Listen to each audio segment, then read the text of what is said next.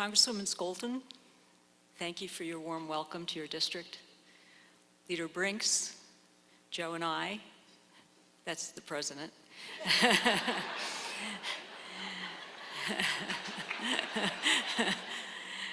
are grateful for all you're doing in Michigan to make women's health a priority.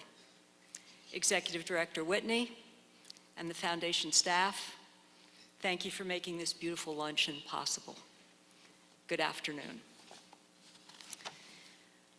A love of life born on the banks of Whitefish Lake, splashing for hours with friends in its cool, clear water, the summer sun baking down.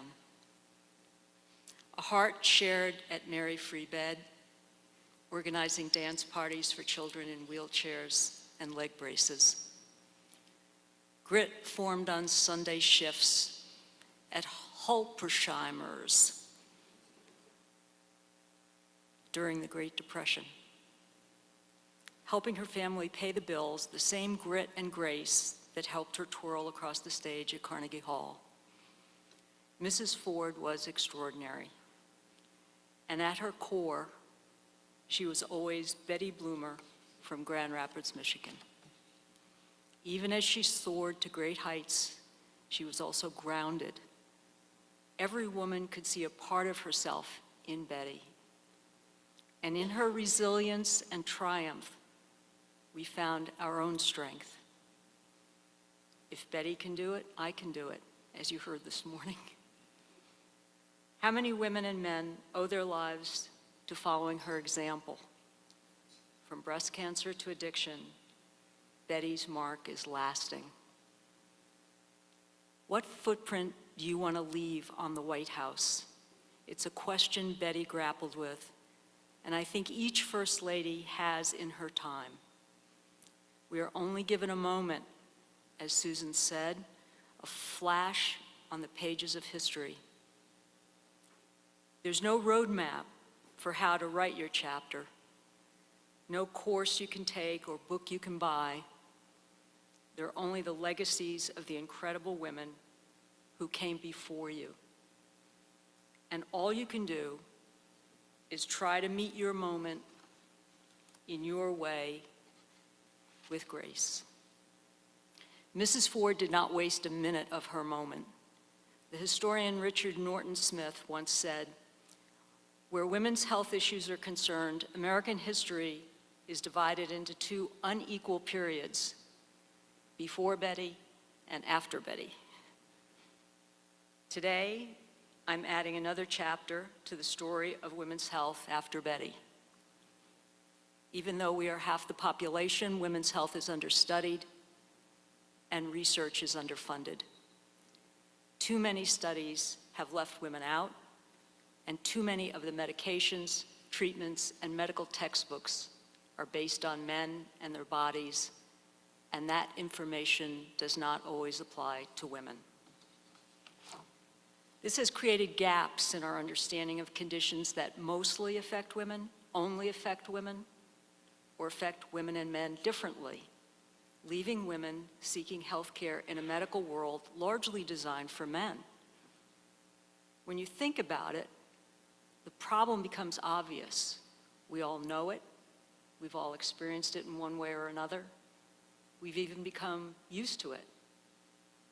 If you ask any woman in America about her health care, she probably has a story to tell. You know her. She's the woman who gets debilitating migraines but doesn't know why and can't find treatment options that work for her. She's the woman going through menopause who visits her doctor and leaves with more questions than answers.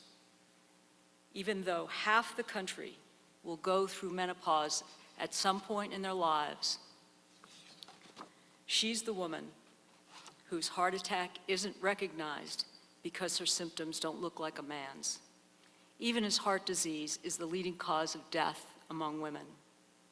So many of us, and so many of the women in our lives, suffer from health conditions for which we simply don't have answers or solutions because we don't have the research. It doesn't have to be this way. we can fundamentally change how our nation approaches and funds women's health research. That's what the White House Initiative on Women's Health Research is all about.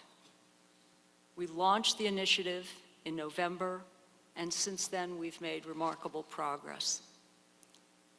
Joe signed an executive order to make sure that when the government funds research, the work includes women from the beginning. We're pushing forward innovation that could be life-changing. We're ensuring that when we make discoveries, those ideas get to the women and families waiting for answers.